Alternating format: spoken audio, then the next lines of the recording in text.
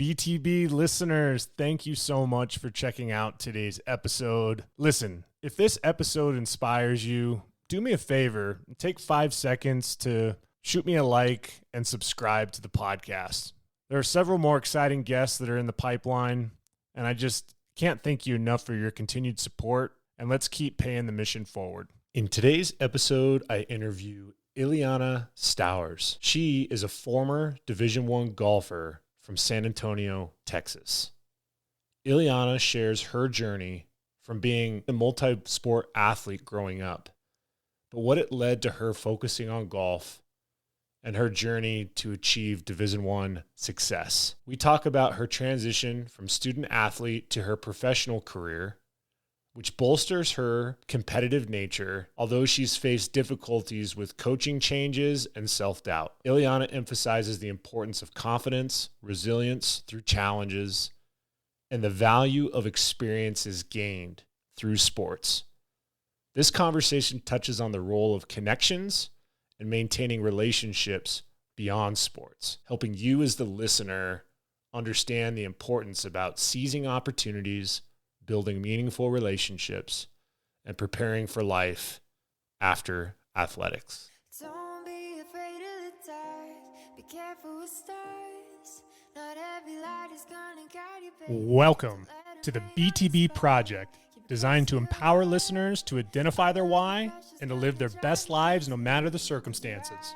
My name is Kollman Gearhart, a former athlete and motivational coach. I've had the opportunity to inspire thousands through my story and help accomplish what they are built to be.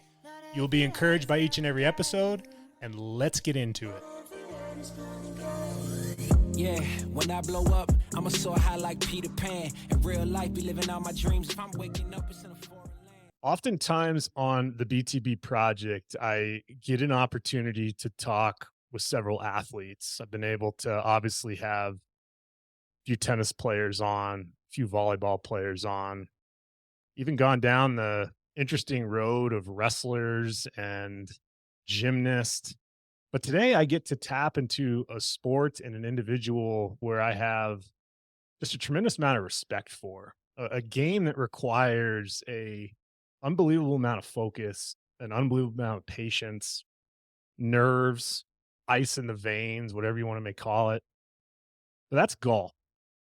And today's guest is not only a golfer, but she played at the Division I level, and she was able to accomplish just amazing things in San Antonio, Texas.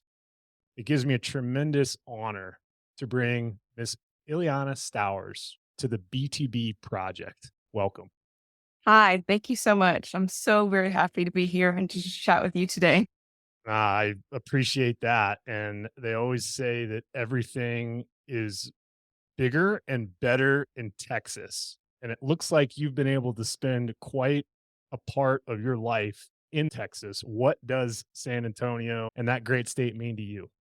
I'm born and raised in Texas. I grew up in an hour outside of Houston in a small town called Montgomery, Texas. Yeah. And then I came here, San Antonio, to go to Incarnate Word to play college golf. So Texas to me is it's where my family is. It's where I was born and raised. I say yes, ma'am, and no, sir, to everyone, even when they tell me not to. So Texas to me is home. I have never lived outside of Texas. It's, I mean, not who I am, but a lot of me is deep rooted in growing up here and my mannerisms and my goals. Yeah, I feel like from what I've experienced, whether it was how I was raised in the southern drawl of Nashville, Tennessee, where my mom grew up, and definitely have a high empathy and enjoyed my time in Texas. I feel like a lot of folks that I've been able to come across in the tennis world Yeah. been very well spoken, nice. I know that some people aren't so nice. That's the world we live in, but nonetheless, Mhm. I love that the state means so much to you because here you are now, just a couple years removed from college athletics and being a student athlete, and you're able to find a pretty nice opportunity to make that transition, stay in the state of Texas, and get into the world of sales. What has the transition been like for you, Ileana, to go from student athlete to 9 to 5? It's a big transition. I know as a student athlete, you have such long hours. You're used to working from starting at 6 a.m. lifts to finishing homework at 10:30, 11 at night. But transitioning into a 9 to 5 was different. Lucky enough, my 9 to 5 is in the same city that I went to college in. So it wasn't a huge life changing, okay, I'm moving from San Antonio to LA or to Colorado. It was, I'm moving 15 minutes down the road to a new apartment. But now I am in a different side of San Antonio. Now I am a working adult. I no longer I'm just a college student and only have to worry about grades and golf. Now I'm paying my own bills. I'm getting to work. If I get to work late, that's 100%. I take the responsibility for it. But I think college athletics 100% got me ready for this transition. I don't think I would have transitioned as easily without the experience that I had. Yeah, the world career, it takes a certain amount of resiliency, both physically and mentally. Yes, I said 9 to 5, but feel like we're in a day and age to where you work until the work gets done. Or in the world of sales, you work until you close the deal or make that last contact or network, whatever it may be. And I know before we hopped on, you we're hoping maybe we could hop on a few minutes early. At least I was, but you're like, Yes. actually, I was finishing touring a hospital, and the reality of the situation is this is how my time is spent, and it's hard Absolutely. to sometimes make that jump. And I just Mhm. would love to hear if you had to give advice in 2024 for student athletes that are coming out and experiencing not only what you're doing now, but job search and getting their feet under them after being an athlete, what would you have to say to them?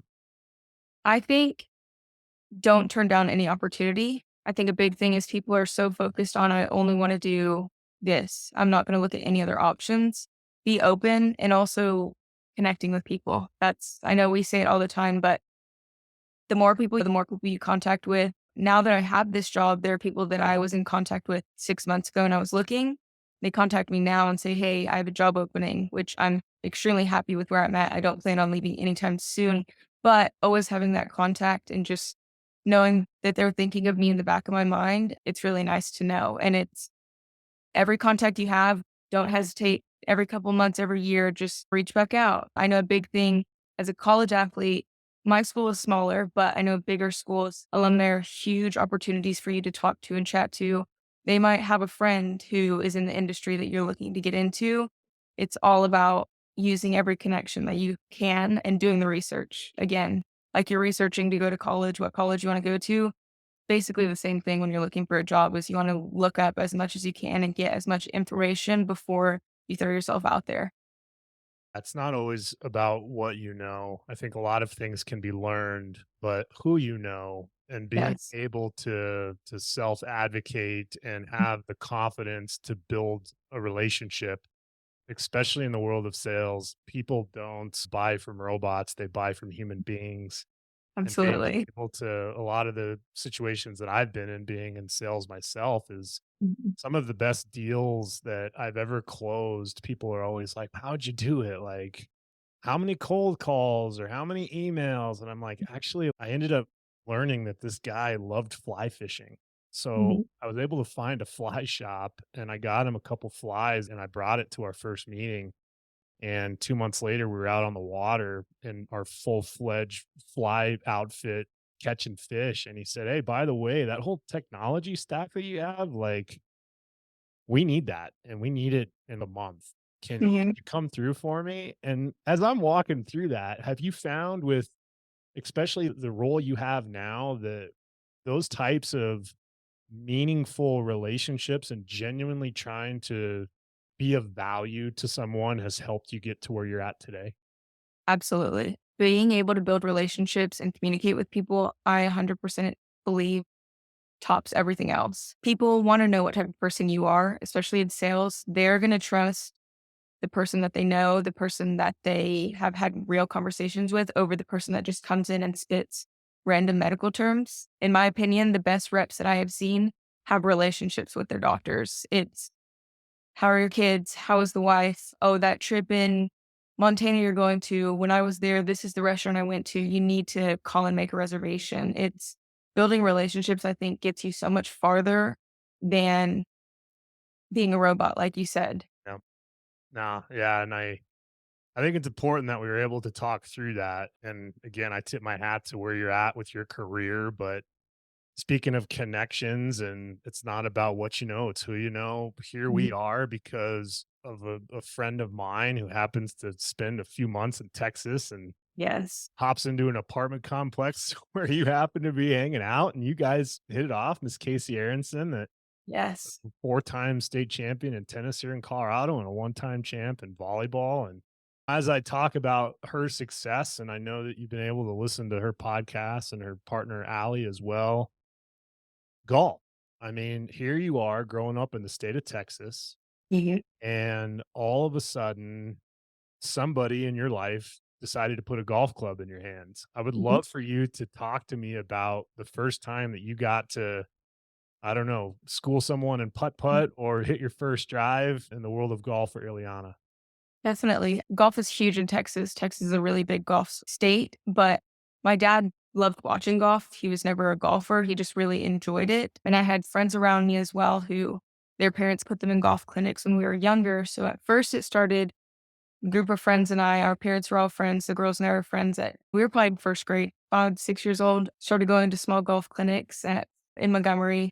And that's how it grew. It was more of a friends thing, being able to hang out and spend time with friends.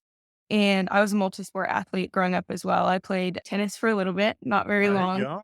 And then I played soccer, I swam, and I played golf all the way up until freshman year of college. Up until that summer, I had to make a decision as to which one. So growing up through middle school, junior high, I continually started practicing golf and realized I'm decent at this. It's actually fun as well. I had friends that played, and having friends, teammates who you enjoy being around makes the sport 1,000 times better. So having friends and looking forward to going to practice, as I got better at it, I realized, okay, this sport's kind of edging out the other two that I'm playing right now. Yeah. Yeah. And I think that's cool that you were a multi sport athlete. And I've come across as a tennis coach a couple of clients that are in that same boat, Mhm. tennis, soccer. And I had one that was a very, very high level club soccer player, and she Okay. was nationally recognized as being one of the best goaltenders in the country. Oh, wow. Share it because she was highly recruited. Duke, Chapel Hill, Wow. I think Gonzaga, Stanford, just the nines. Mhm. But she had this second passion of playing golf. Oh, wow. And she decided to say no dice on soccer and Mm. goes and pursues golf. And she's currently a Division II golfer out in Oklahoma. That's But awesome. when you made that decision to finally put all of the clubs in your bag and say, I'm going for this, Mhm. at what point did you realize that you had a talent in the game of golf? I'm a very competitive person by nature. And I think in junior high, I had a friend growing up as well who her parents put golf clubs in her hand from the time she could walk. She was amazing at golf growing up, and I aspired to be like her. We were in the same grade, same age. We've known each other since we were 3. So growing up, I got to watch her name Haley. She played golf at UT and A&M as well. So yes, she did both. But as we got older, the competitiveness, she was such a stud, and I started playing a lot better, and we practiced together, learning from her. And then I think junior high, I realized I'm actually playing really well. I've got a good swing. I had a great swing coach, and the high school that I was going to go into was one of the best women's golf programs in the state of Texas. Got it. We moved to 6A my freshman year. So we were playing with the big boys. I decided going into, I'd say 8th grade that summer, whenever I decided to start playing golf, I realized I actually also want to play in college as well. That's a goal that I know I can reach. And then my competitive nature just took over from there. I was like, it's not an option. Like, I know I want to play in college. I'm going to make it happen. Yeah. And as I've uncovered your story a little bit in preparation for this conversation, I'm mesmerized by the state of Texas in athletics. Okay. Like I have a son who's a junior in high school right now, big track and cross country guy. Okay. I've done a couple visits down there, and just the whole mantra of high school athletics is stunning. The football stadiums are gigantic. Yes. I just have this like vision of you playing 6A golf at Mhm. Montgomery and people are like flooding the fairways like when Tiger Woods is taking the course. What is it like to play a high school tournament in the state of Texas knowing that golf is such a popular sport? It definitely, when you hit the stages of districts, regionals, and state, the amount of people that go to watch, the golf courses are insanely crowded. The first time I ever played 6A state, I remember sitting on the tee box and just looking at probably 100, 150 people behind me. And I thought I was going to throw up. I was so nervous. I had never had that many people watch me at the same time. And it's also cool though, knowing that many people support women's golf. Women's golf has grown so much in the last couple of decades, and knowing that in Texas, it's grown so much, and there's such a hotspot of young talent. Like the girls that I played with on my team, 4 went to play at Power 5 schools. I grew up with insanely talented golfers. So the experience that I had in high school was unreal. I played with girls from other schools who we're still friends to this day. We played against each other every single year. They went to go play at Duke or in Oklahoma, Florida. But the friendships that you also make from this sport are for a lifetime. And that's what I love about it as well. Yeah, I'm sure it was just incredibly competitive. And here you are, just your last year in high school. From what I understand, you guys at Montgomery High School were able to compete at the highest level in the golf tournament. I would love for you to share when I say Montgomery High School and your highest level of success, what Mhm. was it? And how did that make you feel knowing you accomplished it? Oh gosh. As I said earlier, Montgomery High School, our women's golf team, and when we had a 24-year streak of winning districts, it was insanely long. And so when we switched districts a little bit, I remember my junior year, we were in a new district. And second day we went in, possibly not winning. And for us, we were like, we're not going to be the year that breaks the tradition. Montgomery was all about tradition. The high school I grew up with, something that we were so proud of was our tradition and being such a strong team and being able to motivate each other. And so through districts, we ended up winning that district. We came back. Actually, my freshman through senior year, we won districts, went to regionals. We won regionals freshman year, junior year, believe senior year as well. And then up into state, the highest we ever placed in state was third place my freshman year. But then I think we got fourth sophomore, junior year, and senior year. I think we finished fifth. So we never took home a state championship, unfortunately. But as important as that was, we had so much fun. Like we accomplished so much as a team. We were the underdogs as well because although we were 6A, we were a lot smaller than the rest of the 6As we played with. So we were technically one of the underdogs in the 6A grouping. I love the underdog approach. I was able to tap into that in Mhm. my respective sports and I thrived off of it, almost like an alter ego that nobody was going to outwork me even if they were more talented than me. Mhm. So as I see some of these kind of characteristic traits that you have, Ilyana, that has led to your golf success, when I say alter ego, and if I were to watch you on the golf course in high school, what type of alter ego were you carrying? I was a very confident golfer. I was a hothead, truthfully. I don't have the temperament to play golf, but I was a confident golfer. When I was in the zone, nothing was really affecting me. It was almost like sleepwalking. I don't know how else to describe it. I was extremely serious. Although I was friends with the girls I was playing at while we were on the course, we were competing against each other. And it was all for my team. It was all for doing the best that I could. So at the end of the day, when we looked up at the scoreboard and saw our score, I knew I gave everything in that day. So once I stepped on the first tee to the time that I stepped off the 18th green, it was pure focus, pure, I'm going to play this course the best that I possibly can today, no matter Uh, what the next to me is doing. It's me versus my head, honestly, because golf is such a mental sport. You got to put your nose down and grind.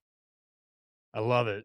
I'm pumped up. I want to run through a brick wall right now. I just get fired up because I'm still involved with high school athletics as a coach. I'm an assistant tennis coach at Valor Christian, where Christian McCaffrey went, who was just in the Super Bowl. And it's a very kind of coveted private school in Colorado that plays the highest level of 5A sports, not as big as Texas, but certainly competitive nonetheless.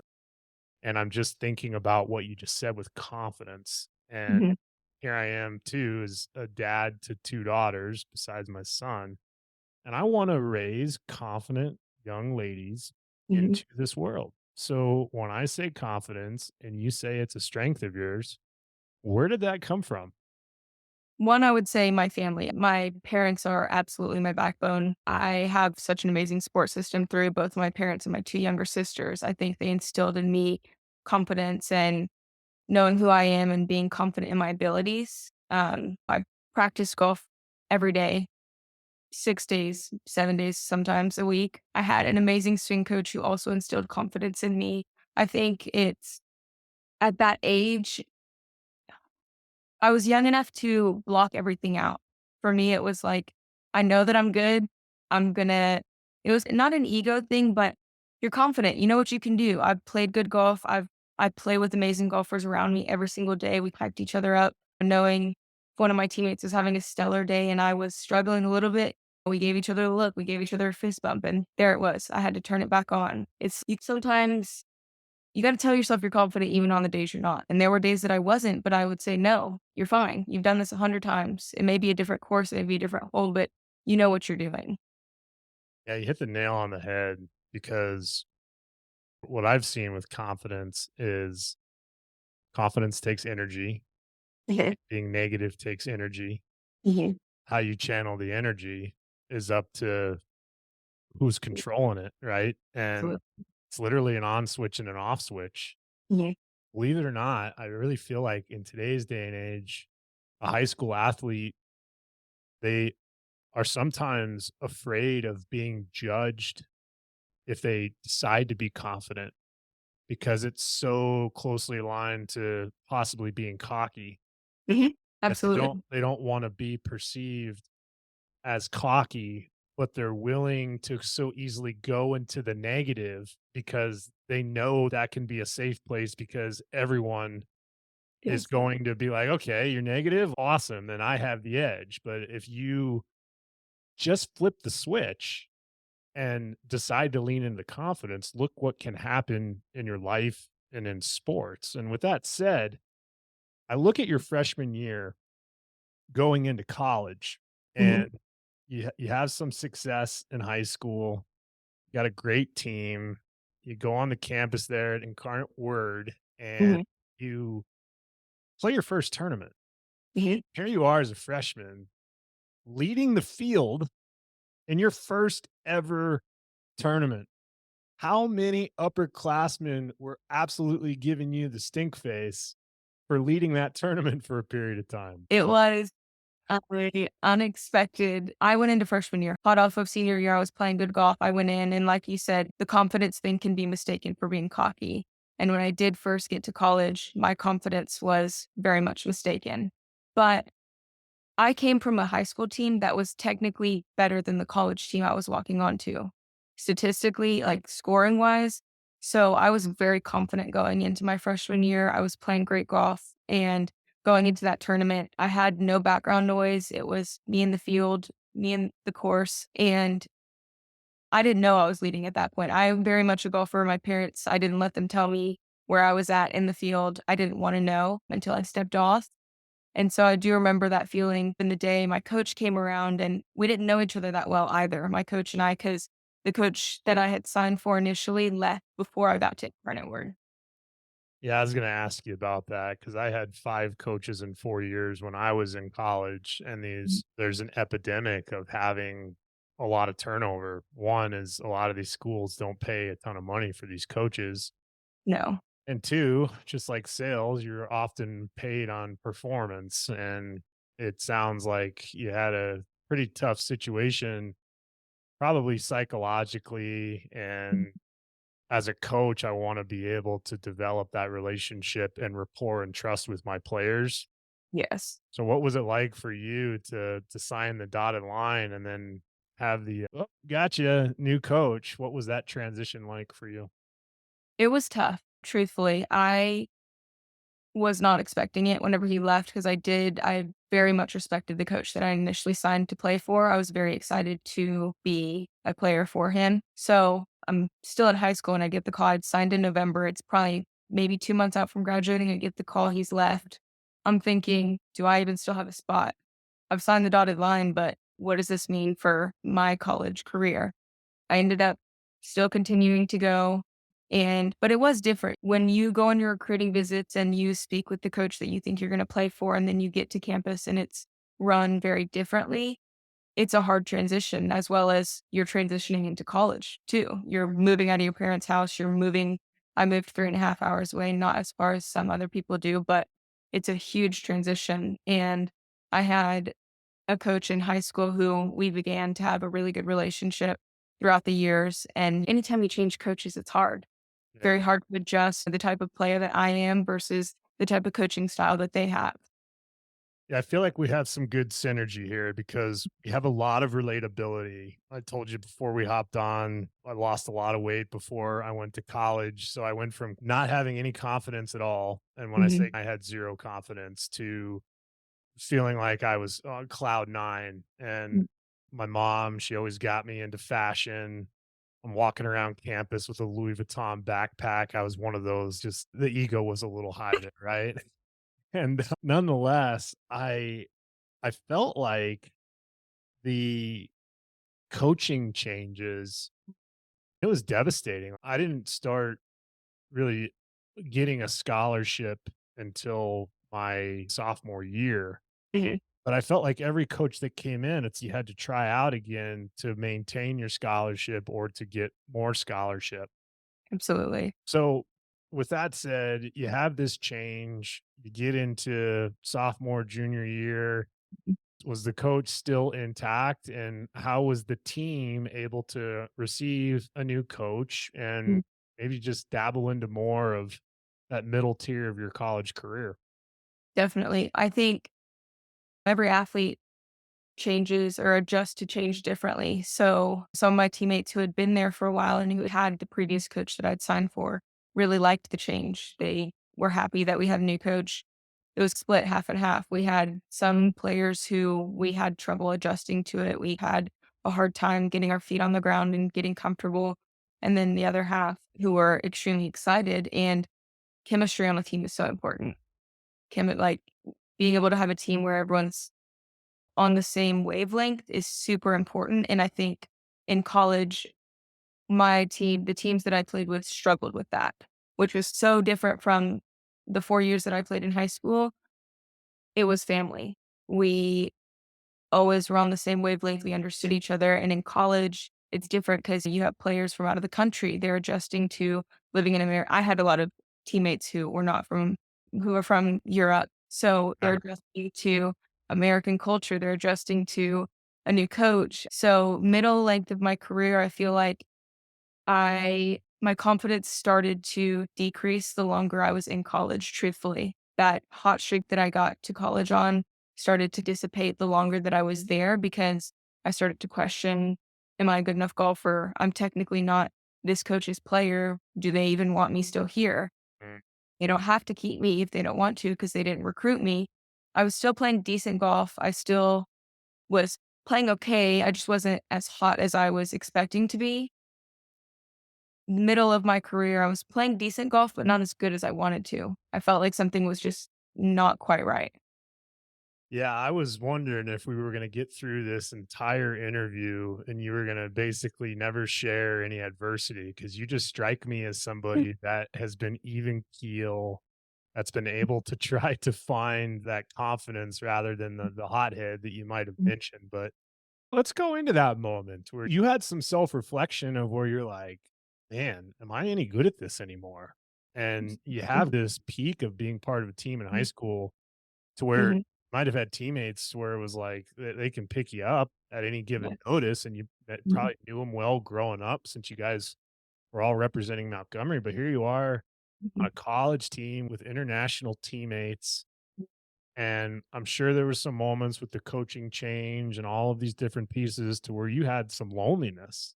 Mhm. Absolutely. I'd love for you to share that lowest of low. Mhm. When was it, and how were you able to come back from that? Oh, I would say the lowest of low, I finished playing college golf a semester earlier than was planned. So I had the coach that I played for the first who came in first. Then my senior year, we got a new coach.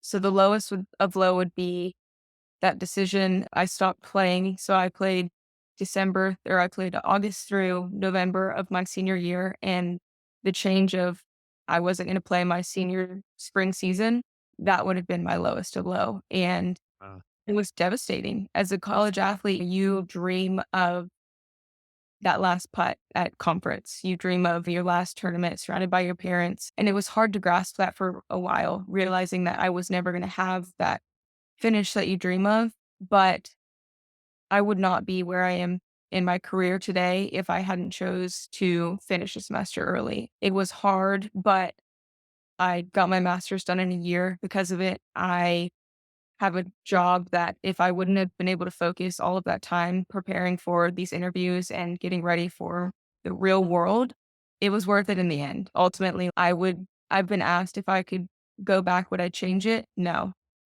It was a really hard time, but being an athlete is not your sole identity. And I think that was the kind of point where I was like, okay, hold on. I've only ever introduced myself as a golfer.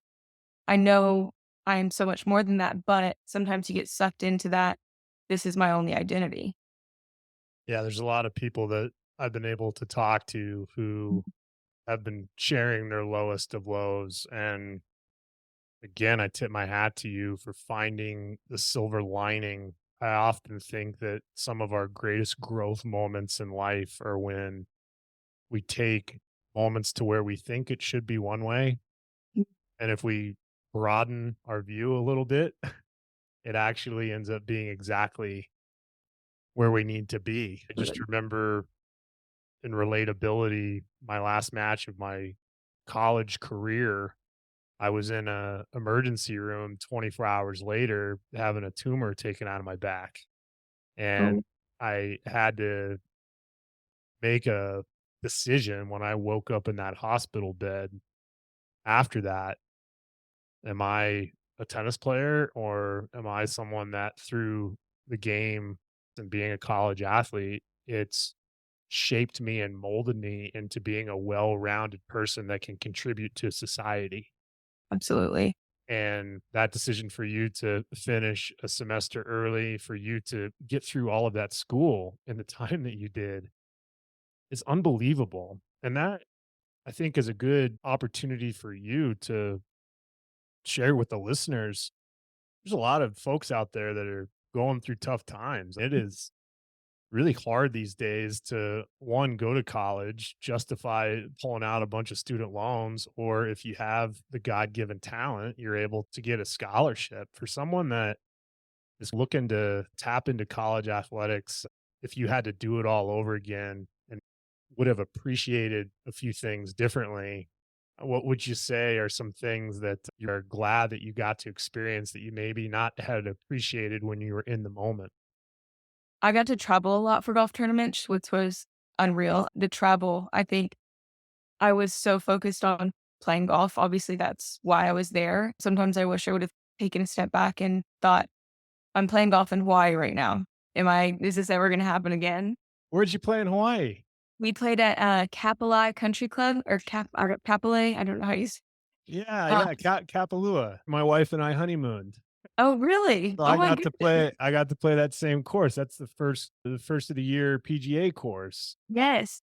And I remember hitting there's a I think it's like the first or second hole you hit off of a par 4 and like literally the ball just runs down a hill for Yes. For a long 500 yards.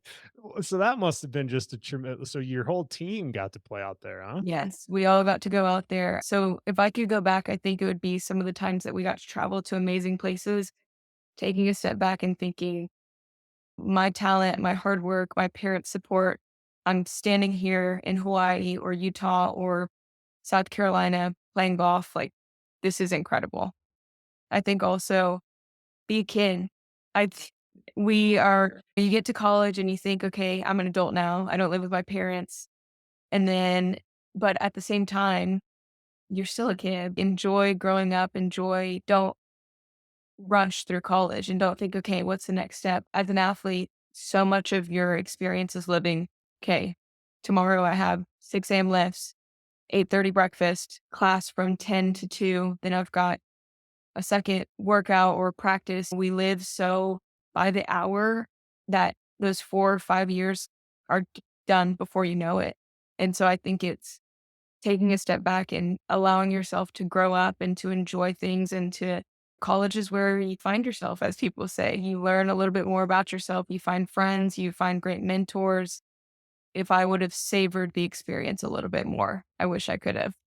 That's well said. Tremendous advice. And I got one more for you, Ciliana, when it comes to just trying to understand your mind, your confidence, and some things you've learned on this journey. Let's go back to maybe that 15, 16-year-old Iliana, Mhm. and you have a chance to hit the course with a young version of you, and you get to be the caddy. You get to walk the course and essentially help your younger self with shots and get to talk the talk and walk the walk. But you get more importantly, an opportunity to give advice to your high school self based off of what you've learned. And I know that being out of college is still relatively new for the most part. Being out of Yes. high school is relatively new for the most part. And you have a lot of opportunity ahead. But based off of what you've learned in your experience, what advice would you give your 15, 16-year-old self? I think going through challenges is not a bad thing. I think a lot of times when you're going through hard times, you think, oh my gosh, why is this happening to me? What's going on? What did I do wrong? But that's part of what makes you who you are, whether it's a golf rut. I went through a time period I couldn't hit my driver. I took my driver out of my bag and only hit 3 wood off of every tee box. Allow yourself to go through the challenges and know that you come out on the other end a stronger person. I am 10 times stronger now at 23 than I was at 18 when I stepped foot on UIW's campus. I would also say keep the confidence. Don't ever let anybody try to take it away from you. Maybe they perceive it as cocky and know that there is a fine line between being confident and being cocky. But as an athlete, that's part of your identity. You have to be confident in yourself. If nobody else believes in you, you have to believe in yourself. So keep that confidence, work on that. And there's no greater experience, and so many people don't get to experience it. And I wish they could. But being a collegiate athlete and being able to play the sport you love at that level, don't take it for granted. Yeah, incredibly inspirational to see a young woman like yourself with the confidence that you have. That's just going to ignite a lot of fires for people that are looking for that confidence or maintain that confidence in their own life. And on the BTB project, Ileana, I say often impossible is nothing. What does that mean to you? I think when I first hear that, I think really impossible is nothing. Why say the word impossible when you can make it possible? You know, Don't ever let somebody label something as impossible. You can work your way through it. You can figure it out. I would have thought it was impossible at one point, maybe that I was going to play golf in college. I did. I would have thought maybe at 23, already working in medical device sales, where I'm at in my career, I would have thought that was impossible at such a young age, but you can do it. Don't ever let somebody put that label on your goals or your dreams. I love it. And last but not least, putting, chipping, driving. What makes you smile at the end of the day? Driving. Although putting is what anybody that's a golfer that's listening, practice your putting, but driving is what makes me happy at the end of the day. That's so awesome. Miss Iliana Stowers, it's been a pleasure to have you on and to go through your journey. What a remarkable career coming out of 6A Texas golf, Division One golf, and now bringing that into your work world. Keep it up. Tremendous story. And thank you so much Mhm. for joining me on the BTB project. Thank you so much for having me. What a tremendous conversation with Miss Iliana Stowers. former Division I golfer who just shows the testament of what it takes to not only perform at a high level, but to do so with all of the sudden changes she experienced, whether it was a coaching change or being part of a college team that had teammates from all over the world was much different than what she experienced being a born and raised Texan with a high school team that had a lot of success and camaraderie together. Her ability to not only defy the odds of what's possible in college athletics, but to translate that to what she's doing now as a sales representative and moving through her college journey within 3 years so that she could go after one of the jobs of her dreams. That to me is a true testament of a student athlete who's able to turn the page and be able to be a pro, not only in their respective sport, but be a pro in life.